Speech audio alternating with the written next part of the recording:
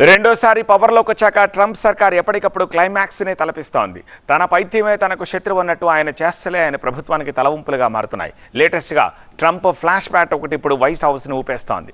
గతంలో చెటపట్టాలు వేసుకుని తిరిగిన ఓ ఆవారా శాల్తీయే ట్రంప్ని ఇప్పుడు సైతాన్లా వెంటాడుతోందట.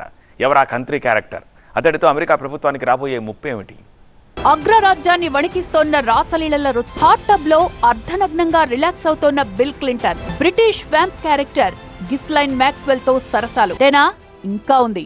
సీక్వెల్ మీద సీక్వెల్స్ వస్తూ అమెరికా పెద్దల్లో దడ పుట్టిస్తోంది ఎప్స్టీన్ ఫైల్స్ అనే గలీజ్ ఎపిసోడ్. క్లింటన్ తో కలిసున్నందుకు ఇంగ్లీష్ మ్యూజిషియన్ మిక్ జాగర్, పాప్ సింగర్ మైఖేల్ జాక్సన్ల చరిత్ర మీద కూడా మరకలు పడిపోయాయి. ఎస్, ఎంత వారలైనా కాంతదాసులే అనే సేయింగ్ ను కొత్తగా చెప్తున్నట్లుంది ఎప్స్టీన్ ఫైల్స్. అసలేంటి ఎప్స్టీన్ ఫైల్స్? ఎందుకింత రచ్చవుతోంది? జెఫ్రీ ఎప్స్టీన్ ఒక్క మాటలో చెప్పాలంటే ఇతడొక బిగ్ సెక్స్ అఫెండర్. తీవ్రమైన లైంగిక నేరాలకు పాల్పడ్డ చరిత్రుంది. 2019 ఆగస్టు 10న న్యూయార్క్ ఫెడరల్ జైల్లో మృతదేహమై కనిపించాడు. అతడిది ఆత్మహత్య అని జైలు అధికారులే తేల్చేశారు. కానీ ఆధారాలు చూపించలేకపోయారు. దీంతో ఎప్స్టీన్ మరణం పెద్ద మిస్టరీగా మారింది. అతడికుండే కాంటాక్ట్స్ పై కహానీలు పుట్టుకొచ్చాయి.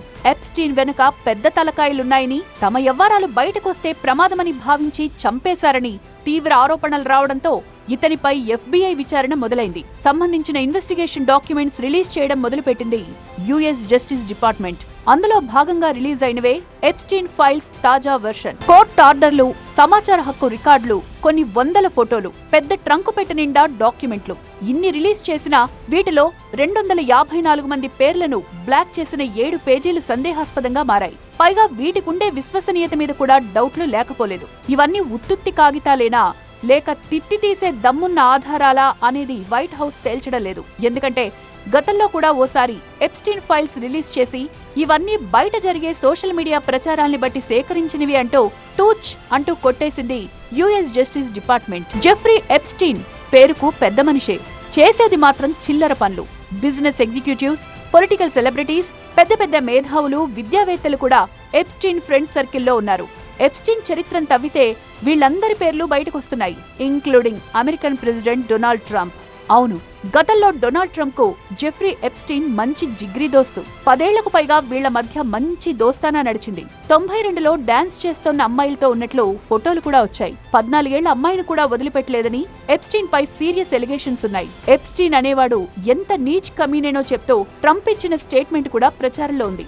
అతడితో దోస్తీ మంచి ఫన్ ఇస్తుందని కూడా ట్రంప్ కాంప్లిమెంట్ ఇచ్చాడు. ఇద్దరూ కలిసి ఫ్లోరిడా టు న్యూయార్క్ అనేక సార్లు హ్యాపీ జర్నీ చేశారు కూడా. కానీ 2004లో ఫ్లోరిడా రియల్ ఎస్టేట్ గొడవల్లో తేడాలొచ్చి ఇద్దరు దూరమయ్యారు. ఇదిలా ఉంటే ప్రపంచ కుబేరుడు ఇలోన్ మస్క్ గతంలో చేసిన ఎలిగేషన్స్ పై కూడా ఇంట్రెస్టింగ్ టాక్ నడుస్తోంది.